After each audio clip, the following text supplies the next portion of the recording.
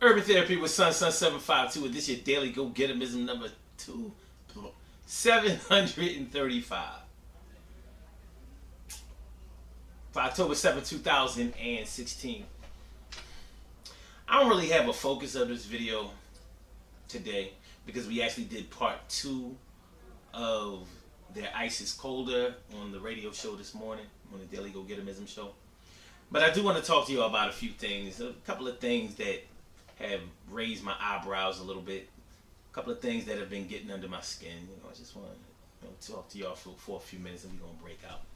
First thing I want to talk about is this hurricane that's going on down South Florida.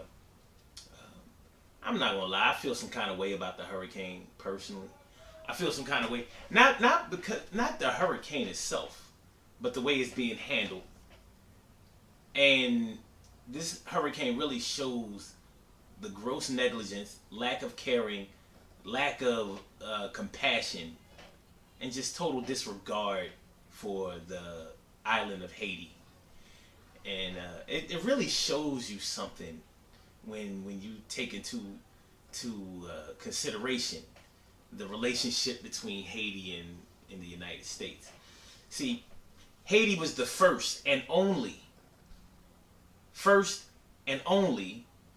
country to complete a successful slave rebellion, slave revolt, slave revolution.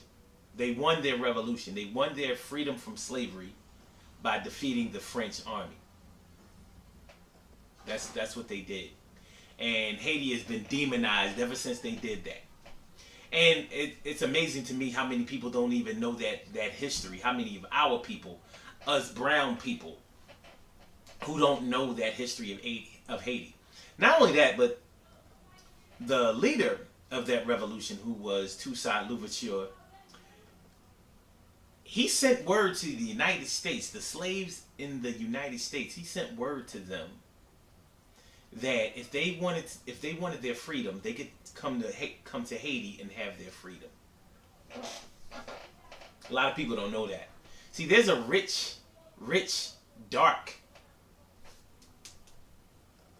history in Haiti, and the United States, along with all the European nations, have never forgiven Haiti for defeating the French. They beat Napoleon's army. They beat him. Won their revolution. Now they wind up tricking Toussaint Louverture into coming to France, and then, that was pretty much his demise then. But the damage had already been done. And it showed the rest of the world what could be done if we unified, and if we're serious about what we want. And that's the story of Haiti. It's like Haiti has been cursed ever since then. We'll help anybody else in the world. But when Haiti has a problem, it's like, oh God.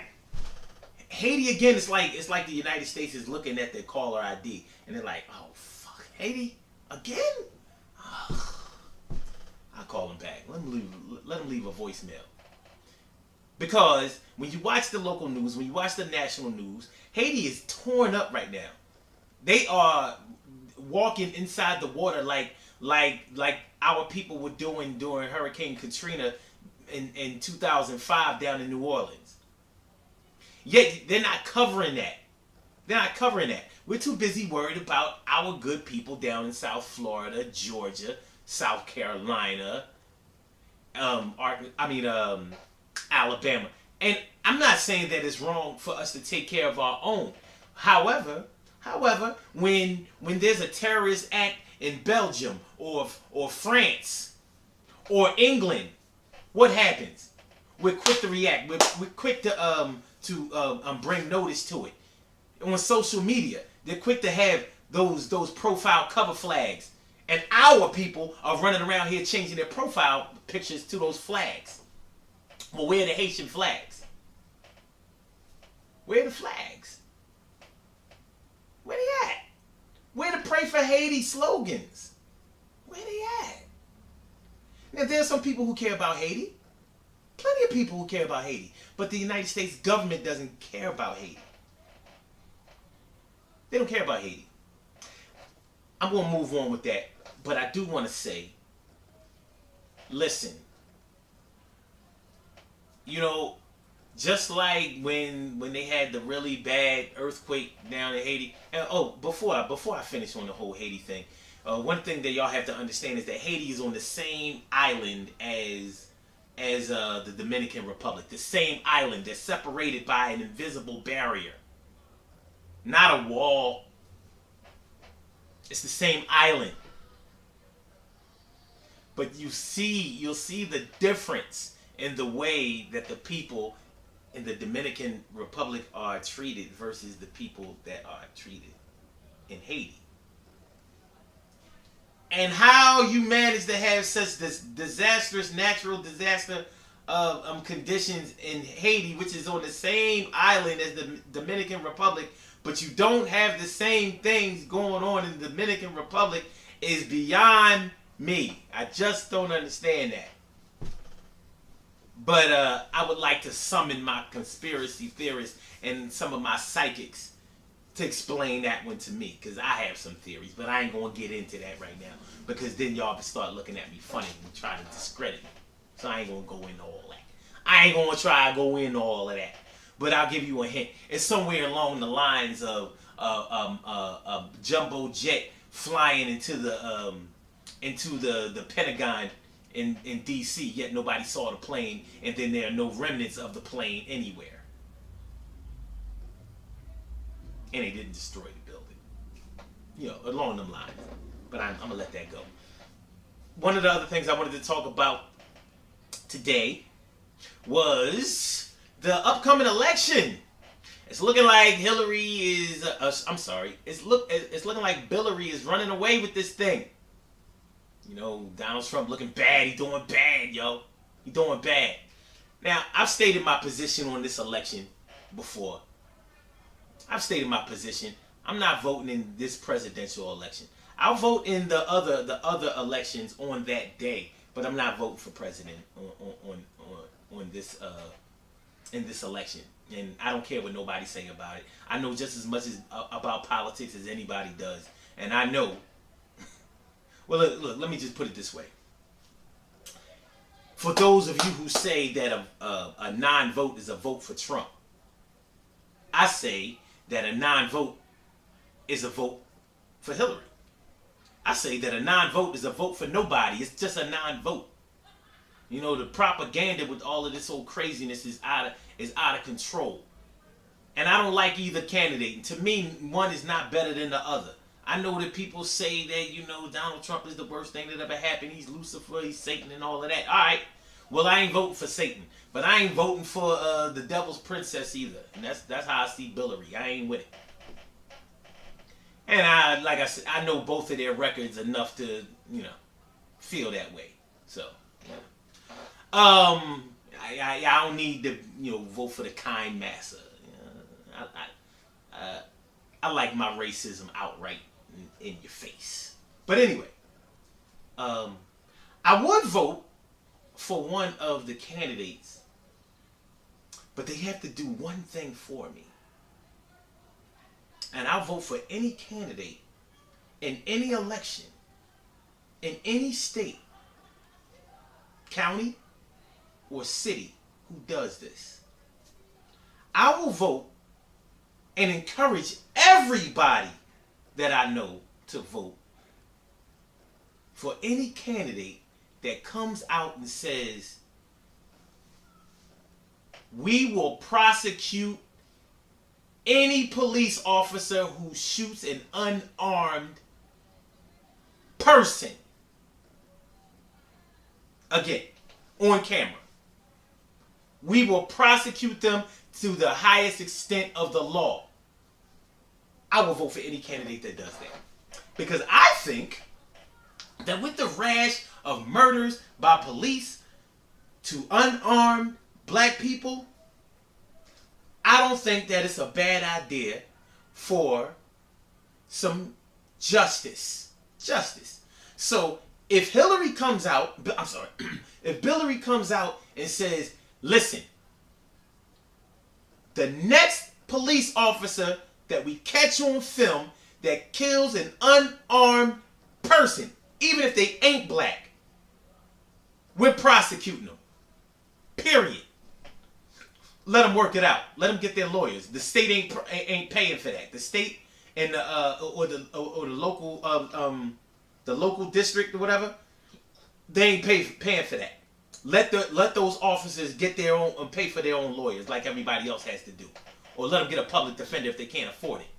No time off with pay. No suspension with pay. No cool down period until everybody forgets about something. No civil trial. None of that. Prosecute to the fullest extent of the law in a state case. So they'll go right to the state penitentiary for killing unarmed people. See, I was partisan with that. I ain't even say black people. See? All right. So I just wanted to get that out. Get that out of here. Get that out of here. There was one other thing that I wanted to talk about. Oh, this one thing. And it's a positive thing. I was thinking that all of my brothers and sisters, my Nubian brothers and sisters that look like me or way, much lighter or much darker than me, I'm thinking that if we're conscious like that, if we become consciously aware and we see the injustices that are being perpetrated against our people, if we know our history and we know who the enemy is against us, and we've been working so hard and so long in order to gain our freedom, I'm thinking that we should all learn to become vegetarians or vegans. Now, I put the question out there yesterday, and the reason for the question is this. I'm wondering, how can you try to get free? How can you try to free yourself from the oppression that many of us are under if we can't wield ourselves, condition ourselves, and discipline ourselves to get the stuff out of our diet that is causing us so many negative medical conditions? Meat causes a breeding ground for cancer in the body. Ain't no way around it. Any nutritionist will tell you the same. Any health professional will tell you the same. And even if they eat it themselves, you cannot justify us eating meat. You see these teeth we have? See these teeth? These teeth were not designed to tear meat. That's why animals have fangs. Animals who eat meat, that's why they have fangs. So they can tear, so they can rip. They're supposed to eat meat raw with the blood coming out. They're not supposed to eat cooked food. Think about it. If animals, even our domestic animals, if it wasn't for human beings, they would never know what cooked food tastes like. Ever. That's something to think about. We're not supposed to eat that. It doesn't have any nutritional value. Now, people will tell you that meat has so much protein in it, and that's how those bodybuilders get all big and strong and all of that. But I'm here to tell you, that protein is not good protein. And that protein, even though it helps you build muscle, it doesn't help your heart. And so you can be big and swollen and all of that, and most of it is steroids, just keeping it 100. But at the same time, like I said, you create a breeding ground for cancer. That's just what it is. Your body is not meant to digest meat. That's why it sits in your digestive system for months. With beef, pork, I mean, chicken and fish are, poultry and fish are a little bit better, but you really got to do it. Fish is the only thing you should eat. Not that garbage fish. Not that seafood. It's no good. We have to start thinking more in terms of how we treat ourselves. And you'll learn that once you start eating better, your thought processes are better. You eliminate all that depression. You eliminate all that paranoia. You eliminate thinking that people are hating on you. You stop concentrating on the negativity. But you'll never know that if you don't discipline yourself to do that. How can we become a strong nation? How can we become a nation of princes, princesses, kings, queens, gods. How can we do that if we can't even discipline ourselves to eat the shit that will help us to become healthy and sustain our lives? Just something to think about. Good things happen to those who wait. Great things happen to those who grind, and anything can happen to those who go for theirs. So go hard, go for yours, and remember, one thing I want to finish off talking about this whole vegetarian, vegan thing. Maybe vegan, that might be a little tough for most people, because vegan means that you can't even have like leather jackets and all of that kind of stuff. That might be a little bit much for me. I ain't even gonna front. But the vegetarian thing, I think that that's an attainable goal. And no, I'm not a vegetarian. I'm practicing though. You know, I'm getting a little better, a little strong every day. And I'm going to master this before it's all over, because I see the benefits of it. And I realize it's really not as hard as it looks. It's not. It's not. And just like a little tidbit. See,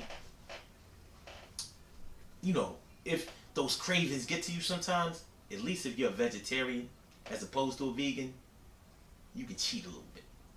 You know, vegetarians cheat a little bit. Vegans, they gotta be strict. Shout out to all my vegans, especially them Nubian ones. Y'all doing some good shit. Now y'all just gotta get y'all consciousness up, because if you're gonna live forever, or try, you should at least help your people. I'ma holler at y'all later, man. You know what I'm saying? Sorry I rambled on so much, y'all. I ain't want to seem angry. Peace. You know what I'm saying? But eat to live. Hold up. Eat to live. Remember, the poison is in the food. That's why it's so hard for us to escape these medical conditions. The poison is in the food, but guess what else?